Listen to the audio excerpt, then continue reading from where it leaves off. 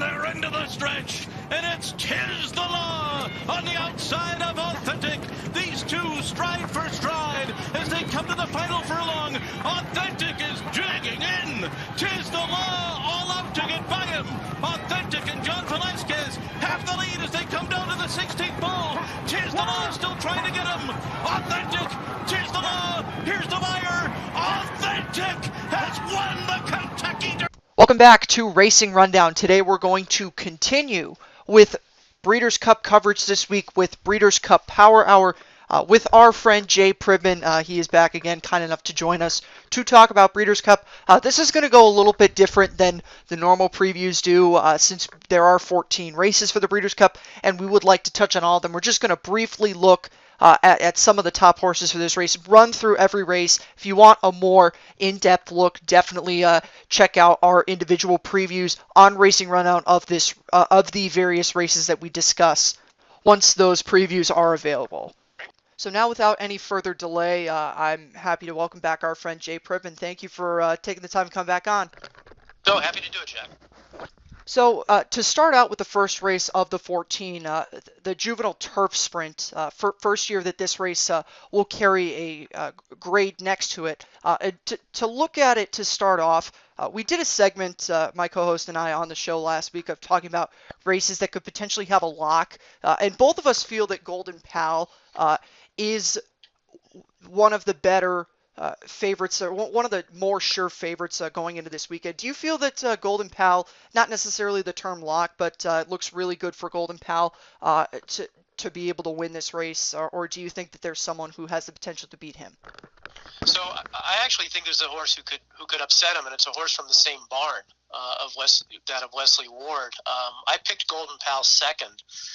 Behind Into the Sunrise, and I just like turnbacks in races like this, and I thought Into the Sunrise was in a hot-paced two-turn race last time. I like the cutback in distance for him.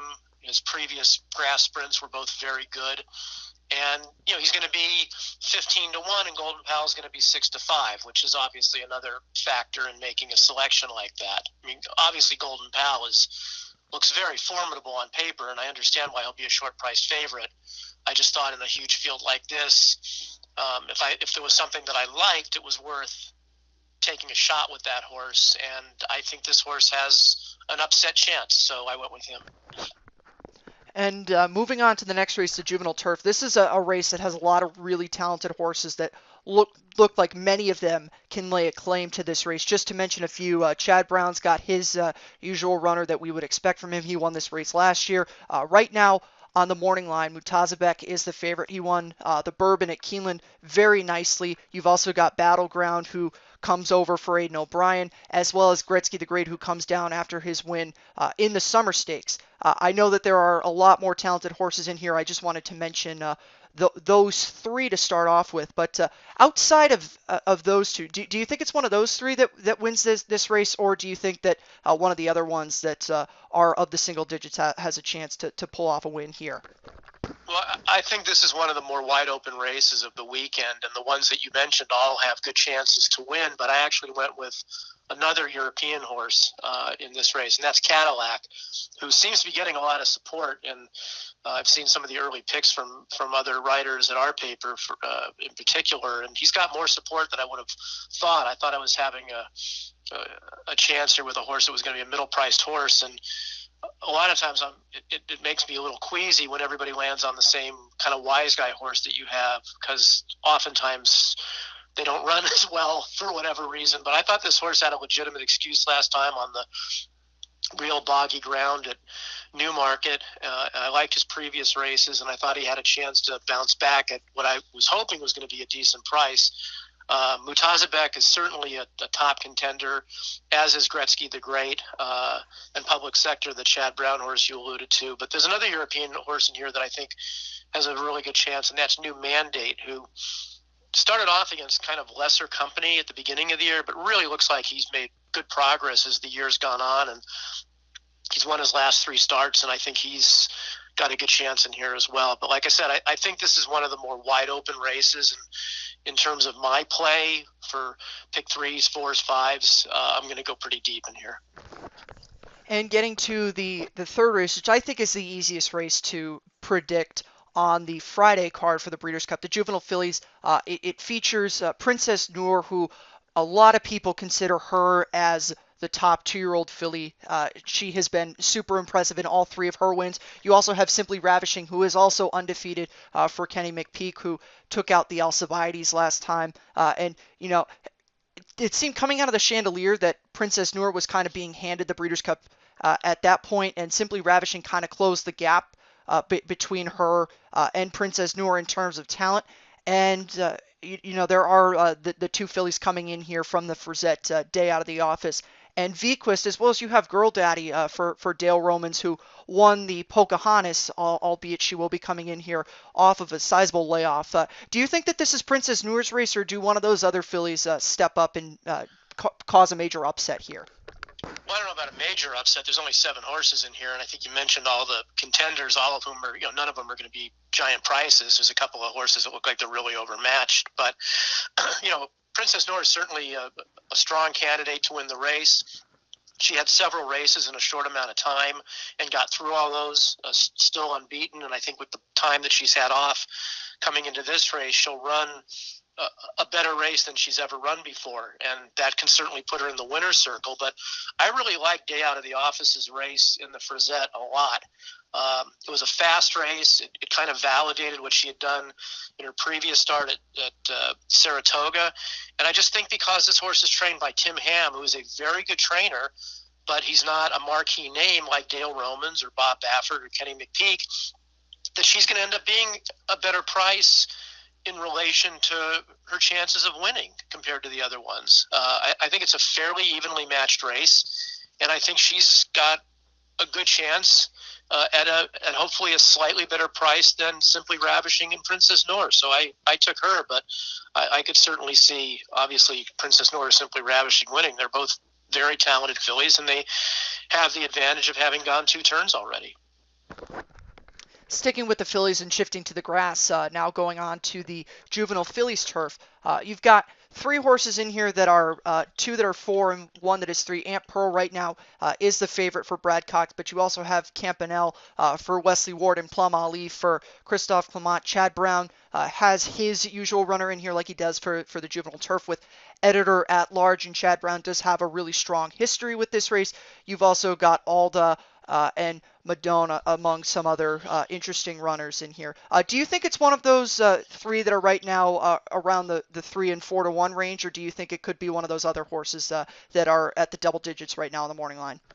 Yeah, I really was impressed with the wins of both Aunt Pearl and Plum Ali. I think they're the 2 best fillies in the race. They're both going to be among the shorter prices, as you pointed out, but I thought both of them ran super in their final prep races, and I think the race is between those 2. There's certainly others in here who can win if either of those 2 falter, but like Campanelle or Editor at Large you mentioned, and also I didn't think Spanish Love Affair ran all that badly last time when chasing Aunt Pearl, and she's going to be a huge price. But in terms of the way I'm going to handle this race, I'm going to, on my A's are only going to be Aunt Pearl and Plum Ali, and then I'll have some backup B and C's with other horses, but I'm pretty much all in on Aunt Pearl and Plum Ali in here.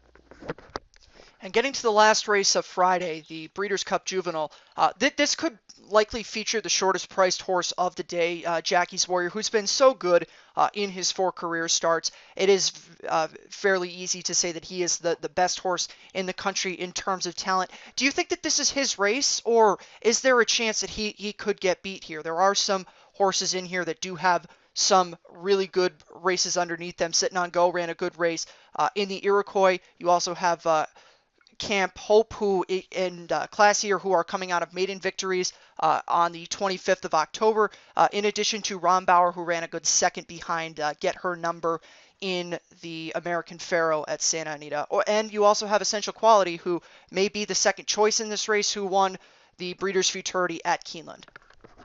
So I do think Jackie's Warrior is the horse to beat. I did pick him. I really liked his Champagne. He's just a fast horse, and he finished off his race that day like a horse who can go the added distance. But there's still the question of him handling 2 turns for the first time. But I just think he's an exceptionally talented horse, and so I did go with him. I actually picked Reinvestment Risk second. I thought he ran well chasing Jackie's Warrior last time, and I would think that 2 turns would certainly suit him as well, and he's going to be a much bigger price than Jackie's Warrior.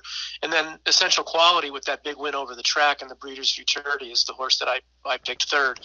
I think any 3 of those could win, but I was just so impressed with the way Jackie's Warrior ran in the Champagne that I just think he's an exceptional horse who is going to be able to stretch out and win going 2 turns for the first time. I just think he's so fast, he's going to be loose on the lead, and it'll just be a matter of it's basically going to be his race to lose, in my opinion, Jack. If he stays the trip, he wins, and if he doesn't, he'll have his chance, because I think he's going to be loose on the lead. Then we'll see if he if he can't stay the trip, then one of those other 2 that I mentioned I think are the most likely to benefit.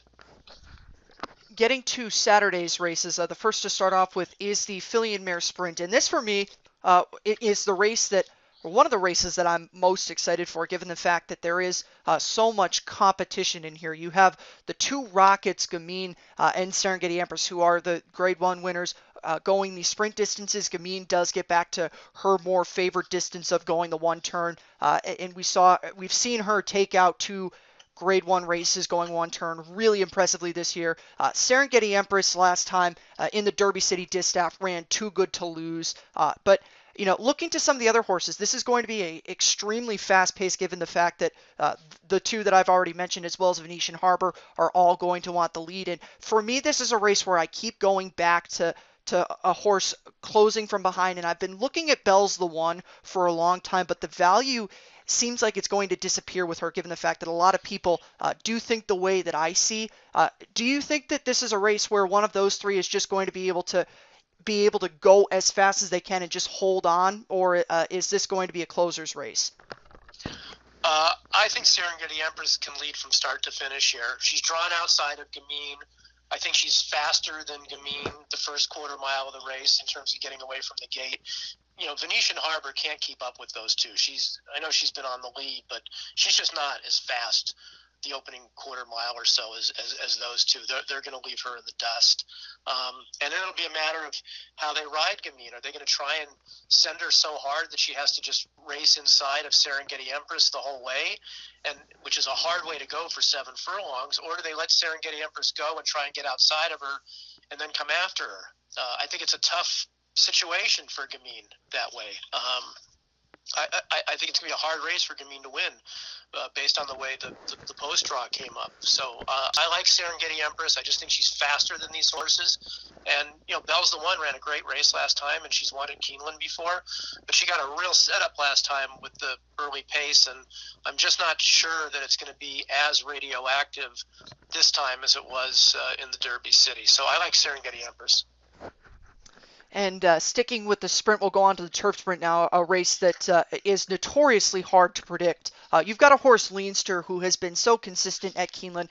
He's got the 2 stakes wins this year over the surface. You also have Imprimis, who did cross the wire first in 2 stakes. He was disqualified in the Troy, but did come back and win the turf sprint stake at Kentucky Downs. You also have Alexander, who's going to be coming in here off the layoff after her win in the Jaipur.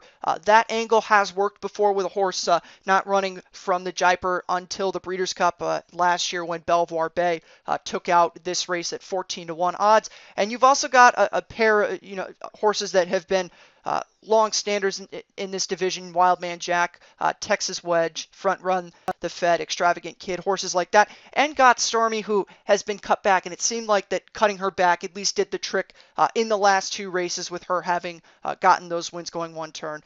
Do you think it is going to be one of those favorites, or is it going to be like last year where a horse that not really anyone has a lot of riding on that comes out here and steals it? So, to your point, you obviously mentioned a lot of horses, and I think that speaks to how wide open this race is. This is always one of the more wide open races at the Breeders' Cup. They can flop any number of ways, but pretty much every horse you mentioned, all of whom are top contenders, all of whom can win, are horses who either lay mid-pack or come from behind. I thought that for a sprint race, this race didn't have quite as much just blast out of the gate early lick as you might normally see. And in situations like that, I think California speed is much more dangerous, and it's certainly a quicker kind of speed than Midwest or Eastern speed. And I took a shot here with Big Runner, who drew the rail and is obviously going to have to leave from down there, but that's okay because he breaks well. And to me, that's his best chance to win anyway, is just to go and take your chances. Now, if somebody hooks him early, or if the ground is a little more, has a little more give in it than he prefers, then it might not work out for him. But he is really fast away from the gate. He's kind of an unexposed horse in terms of his price, and I think he offers value. So I took a shot with him. And moving on to the next race, the Dirt Mile. This is a Dirt Mile that is really, really competitive, and I think is one of the better races on the Saturday card, and it does offer a lot of different angles to look at. You've got Complexity, who last started out, won the Kelso, and has been really good this year after disappointing in some of his starts toward the end of his 2-year-old campaign, and has rebounded since, most notably his poor finish in the Breeders' Cup Juvenile. You also have Art Collector, who disappointed in the Preakness, but we all know that he did take out the Bluegrass over Swiss Skydiver, so we know he can run here. Nick's Go is also back from, Brad Cox's. What else is new with Brad Cox being able to do wonders with racehorses? He's one of the people that I dubbed on this show a wizard with how he's able to transform some horses. Nick's Go had that really, really impressive allowance win, and that's the main reason why he is as low as he is. You also have War of Will, who is a stakes winner on the turf course at Keeneland, is getting back on the dirt for the first time since last year in the Breeders' Cup Classic. Owendale is another one who is always a consistent runner, ran a good race behind, by my standards, in the Ali Sheba. And then you have your other horses like Mr. Money and Silver Dust, who are horses that have been competing really well throughout the year, and also Rushy, who is also last start out a stakes winner. Do you think that this is a favorites race, or is it one of those upset type races? I love Nick's Go. I thought his race was fantastic last time. He loves Keeneland. He's got strong buyer speed figures. I think the race just comes up at the right time for him. He had time off for an injury, came back and had a big win over the track. He's had 5 weeks to come into this race, and I think he catches a field that he can beat. So I like him a lot. I think Sharp Samurai offers good value in the gimmicks. I thought his dirt race in the Pacific Classic behind Maximum Security was terrific, and that was at 1.25 miles, which I think is beyond his best distance. He's cutting back to 1 mile, and he proved in that race that he could run on dirt, and he's going to be 12 to 15 to 1, which I think is good value. Complexity obviously is the horse to catch. He's very fast, but I just think a 2-turn race is a lot different than a 1-turn race going 1 mile, and since he's going to be the favorite and 2 turns is a question, I thought he was worth trying to oppose. So I like Nick's Go a lot, and if he runs first and Sharp Samurai runs second, it'll be a very good weekend for me. And moving on to the next race, the Filly and Mare Sprint over 1 mile and 3/16. This is a race that's also loaded with stars and former Breeders' Cup winners. You've got 2 of them. Sister Charlie won this race in 2018 at Churchill Downs. Rushing Fall was the 2017 Juvenile Fillies Turf winner. You've also got the reigning Canadian Horse of the Year, Starship Jubilee, who has also been really consistent this year, and Mean Mary, who did win a stake before running second behind Rushing Fall. And Mean Mary ran too good to lose in that start behind Rushing Fall. And you also have Harvey's Little Goyle, who won the QE2 Cup at Keeneland, and Mucho Unusual, who's coming in here from her win in the Rodeo Drive at Santa Anita. So do you think that this is a race where it's very Chad Brown, or is it another angle that people may not see? So I really think Rushing Fall's just in really good form right now. All 3 of her races this year were terrific. She loves Keeneland. She's 5 for 6 lifetime. I saw video of her last work before this race, which I thought was outstanding. I think she's sitting on a really big performance and is going to go out a winner in this race. Mean Mary, I think, is obviously a major contender in here. But there's a couple Europeans that are going to be prices that I think are worth using in the gimmicks underneath Rushing Fall. Both Terabellum and Peaceful ran in the Sun Chariot in their last start at Newmarket over a course that just was bottomless, and they both just didn't run up to their best potential, and I think they have the chance to bounce back on firmer ground, and they're going to be decent prices. So I like Rushing Fall on top, and I'm going to try and get either of those Europeans home underneath or in the gimmicks. And going back on the dirt for the Breeders' Cup Sprint, this is a race that's also loaded with a lot of former stakes winners and a lot of really, really fast horses. You've got Steve Asmussen with his two. Nashville did opt for the Perryville, so Steve Asmussen only has two in here, but he's got Echo Town and Yaupin, both 3-year-old stakes winners. Collusion Illusion is also a Grade 1 winner in the Bing Crosby, but did most recently lose the Santa Anita Sprint Championship to one of the other heavy players, CZ Rocket. You also have Diamond Oops, who has run so many good, consistent races throughout his career. There is a filly in this race, Frank's Rocket for Bill Mott. He opted for this race, given the fact that she's been running around the 6.5 furlong distance, as well as one disappointing note is that Vekoma is out, so Lasting Legacy does draw in with the also eligible. Do you think that this is a Steve Asmussen day, or do you think one of those other, the CZ Rocket or Collusion Illusion or Diamond Oops could get the job done here? I do like Yaupon.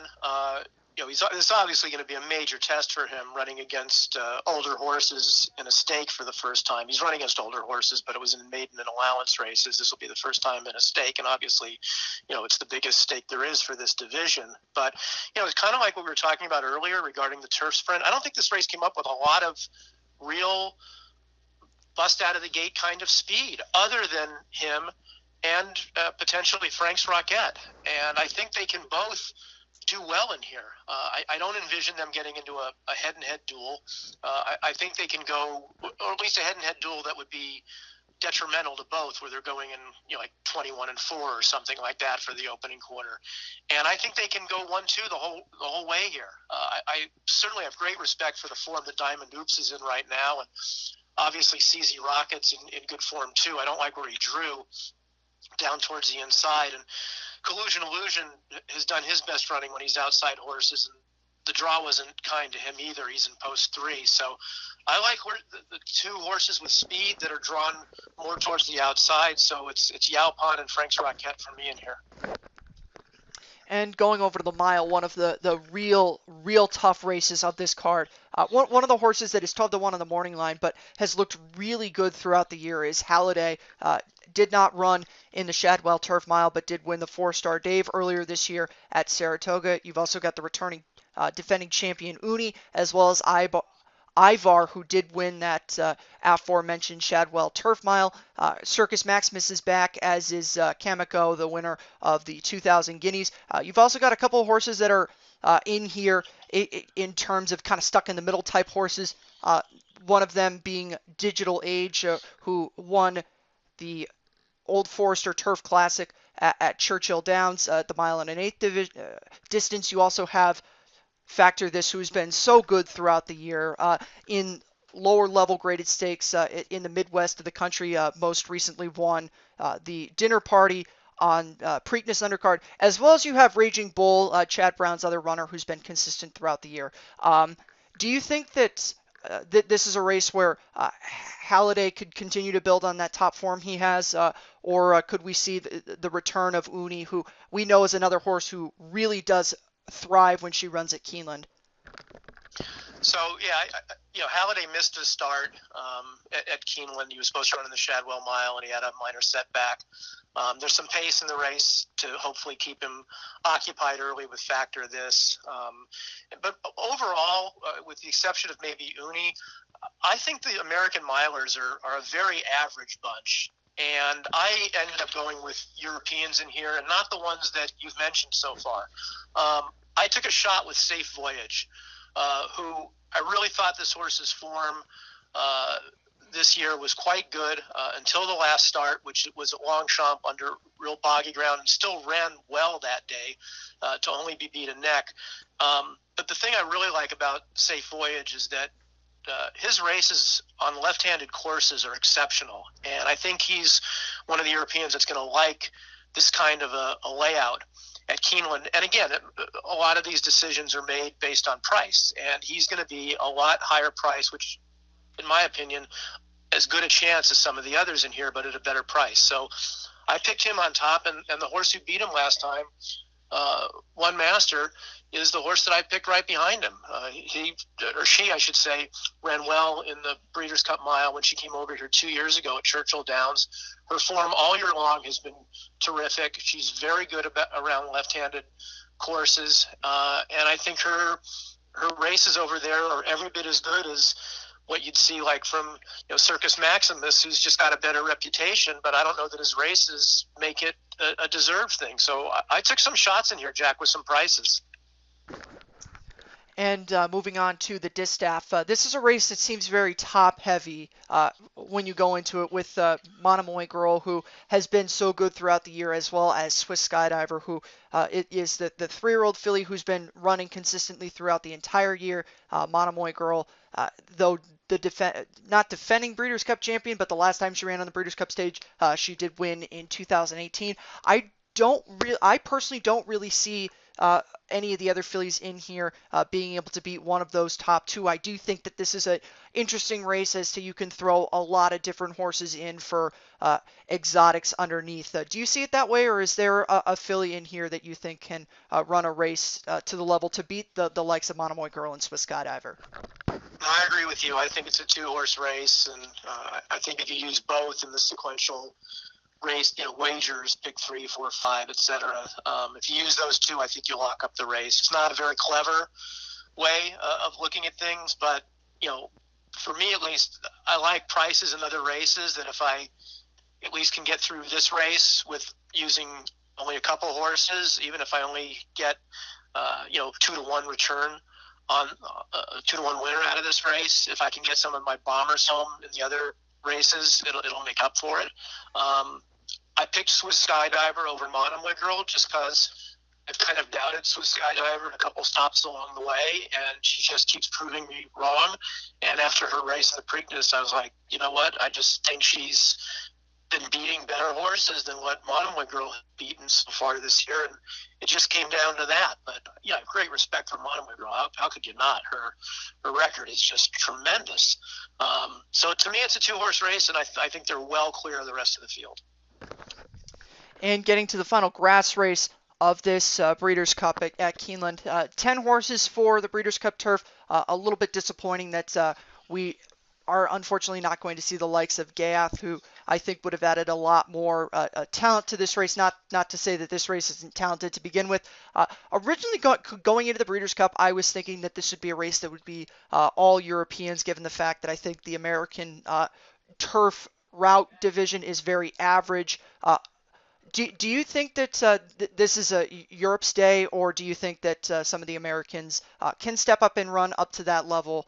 And if so, which Euros do you think have the best potential, or which Americans have the best potential to spoil it for the Euros? Yeah, I think the Euros stand out in here, Jack. I'm a huge fan of Magicals. She's just a top-class mare who consistently runs giant efforts against the boys. She's often put against the boys. Everybody remembers the big race she ran against Enable in the Breeders' Cup a couple of years ago, but she's continued on from that and just gone right through a series of giant performances all year, and I think she's just the best horse in here. But another horse in here that I think who's coming over from Europe, who I think offers some value, and I'm going to use as well as Lord North. He got a little bit of a break after the Prince of Wales' stakes at Royal Ascot. He was off for a couple of months, and he ran well in the Juddmonte International, finishing just behind Magical, finishing third that day. And then it looked to me like when he ran last time in the Champion Stakes, it was just kind of a means to an end. They just felt like they needed to get a race into him rather than have him come into the Breeders' Cup off of a 3-month layoff. And it was on soft ground, which he obviously hated. And I think he's capable of a bounce-back effort on better ground. It's not going to be rock hard, but it'll certainly be not be bottomless like it was over there. And I think he offers value. But I'm a huge fan of Magicals, and I just think she's she's the best horse, and I think the Euros can take the first 3, if not first 4 spots in this race, because I don't think a whole lot of the American-based grass horses, even with Channelmaker and United, are nice horses, but they're nice horses for here. I think on an international stage, they're not quite as good. And moving on to the last race of the Breeders' Cup card, the Breeders' Cup Classic. And this is one of the better editions of the Breeders' Cup Classic I think we've had in many years. 6 of the 10 horses in here, I think, with a win in here, could all stake a very reasonable claim to Horse of the Year. You have Bob Baffert's trio of Improbable, who has been the best handicapped horse throughout the year. Authentic, the Kentucky Derby winner, and Maximum Security, who did get beat last time, but does have his 2 really good efforts this year. You also have Tiz the Law, who is looking to rebound off of that loss in the Kentucky Derby, which I think a lot of people have overreacted since then. With the loss that Tiz the Law had to Authentic. You also have Tom's d'Etat, who is the horse that I ultimately settled on. I think he was much the best horse in the Whitney, and the start really did cost him there, and I think 6-1 is a really good price with him. I also do think that Global Campaign, though, at 20-1 is good value. Maybe not necessarily to win. I don't think he has the class of those other 5 that I have mentioned, but he definitely does belong in a race like this. It is also at least worth mentioning on my point, by my standards, has been such a consistently good runner throughout the year. I don't think he has the talent to win this race, but he is definitely a horse that at a price I think could be used underneath. Do you think it's going to be Bob Baffert's day in the Classic, or is it redemption for Tiz the Law or Tom's d'Etat, or one of those other names that I mentioned? Yeah, it's a terrific race. It's going to decide probably Horse of the Year. It's going to decide older male. It's going to decide 3-year-old. There's just so much going on here. It's the kind of race you want the Classic to be. I ended up going with Improbable. I just think he's turned the corner from his kind of inconsistent 3-year-old form, and it's just banged out, strong race after strong race. This year, 3 straight Grade 1 wins. His training at Santa Anita since winning the Awesome Again has been sensational. So I put him on top. And there's several others in here who absolutely can beat him, because sometimes he beats himself. He's a nutcase sometimes in the gate, and if he acts up and he gets off poorly, that could compromise you against a field of this quality. So while I do like him best, there's a couple others in here who I think can win, and you've mentioned them already. But Maximum Security last time, I thought, got caught up in a pace duel over a track that was deep and tiring, and I don't think he really liked quite as much as some of the others he's raced on. He's come back to train extremely well. He goes back out to 1.25 miles, and he's never had a horse finish in front of him going 1.25 miles and 2 starts at that distance. So I think he's capable of a big bounce back effort in here. I agree with you that Tom's d'Etat ran huge in the Whitney. I like that they gave him time after that to come into this race fresh. He's a high-class horse. Stephen Foster was terrific. He beat Improbable in the Oaklawn Mile. He's certainly capable of winning the race. And Authentic is he's a horse. I was very skeptical about him being able to handle more than 1 mile and an eighth earlier this year, but he's obviously better than that. He proved it in the Derby. He was a narrow loser in the Preakness, and I think he'll run well. I just think that the 3-year-olds going up against older horses, especially older horses of this quality, it's a tough task. I think Tiz the Law is a really good horse, and I agree with you that people are probably overreacting to the Derby. Don't forget, he's unbeaten everywhere but Churchill Downs. His only 2 losses have been at Churchill Downs. But the thing that concerns me about Tiz the Law is that he's always been ridden as though they want him outside horses, and he drew post 2. And I just don't see how he's going to extricate himself from there, get outside, and still hold off or run down Improbable and Maximum Security and Tom's d'Etat. That's a lot to ask. And so I think just the way the race comes up is going to be tough for him. If he wins, to me, he deserves everything. Champion 3-year-old and Horse of the Year. But it's going to be a tough assignment, I think, from where he's drawn. And for the record, I definitely do agree with Jay right there. I don't think that the post draw was definitely Tiz the Law's best friend. But ultimately, that is it for the 14 races of Breeders' Cup. Like I mentioned, on this channel, we will have previews for the remainder of the Breeders' Cup races that we do not have out at the moment. Thank you for coming on again, Jay, and here's to having some good luck this weekend and some nice hits. You too, Jack. Thanks. The Fury into the straight, 2 furlongs to go, and it's Gayat from Magical, and Japan's gone for the rail. Success Armory stays on, racing towards the final furlong and a half. Roll up, it's Magical on the near side, who's trying to exact revenge on Gayat. Armory is on the outside with Success. It's Magical for her second Irish Champion States, lowers the colours of Gayat.